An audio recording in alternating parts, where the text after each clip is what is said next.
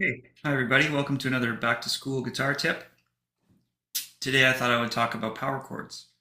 Power chords are super basic, really easy way to get started on playing the guitar. Uh, Kind of a rock and roll thing, but it works on a lot of styles. And they're quite simple. What you have with a power chord is a two-note shape that can be moved all over the neck, same shape. So for example, if I were to play it at the 5th fret on the low E string, that note is A, E, F, F sharp, G, G sharp, A, and I'd be playing the root of the chord, A, Do, Re, Mi, Fa, Sol, 1, 2, 3, 4, 5, and the 5th of the chord. So that is to say it's 2 frets higher and 1 string higher. And in guitar, of course, higher is towards the floor. So I'd have the 5th fret on the E string, 7th fret A string. And I'm only going to pick those 2 strings that I'm touching. Right?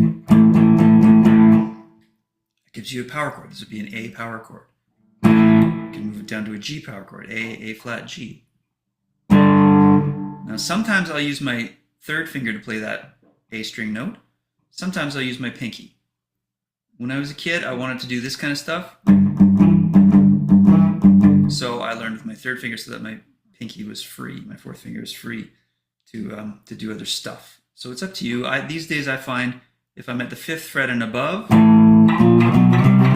I tend to use my 3rd finger, and if I'm kind of 3rd fret and below, unless I'm doing that little figure, I'll use my pinky because it's more comfortable for me. These can also be played off the A string. Right, so I just took the whole shape, moved it up. And then this would be a D, 5th fret on the A string, the note is D, down to a C, D to D flat, C. Right? So you can start combining those. So you can play them on the middle strings as well. You can start combining those. A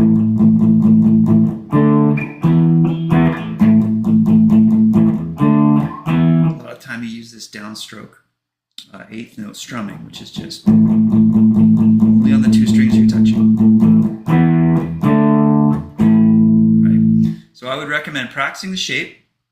By the way, when you're playing on the A string, you can use your index finger to just gently bump the underside of the low E string to kind of shut it down, and that way you're not having to be super careful with your strumming. You can kind of rock a little bit more, right?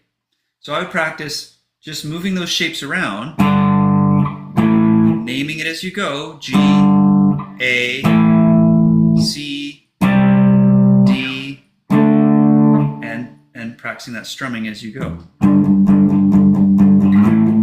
A, right, C, D, G, A, C, D, and so on and so on. Okay, so there's a very brief introduction to power chords. Super easy shape. You can move it around the neck. It's kind of like instant gratification. And I'll be back with another guitar tip soon. Okay, have a great day.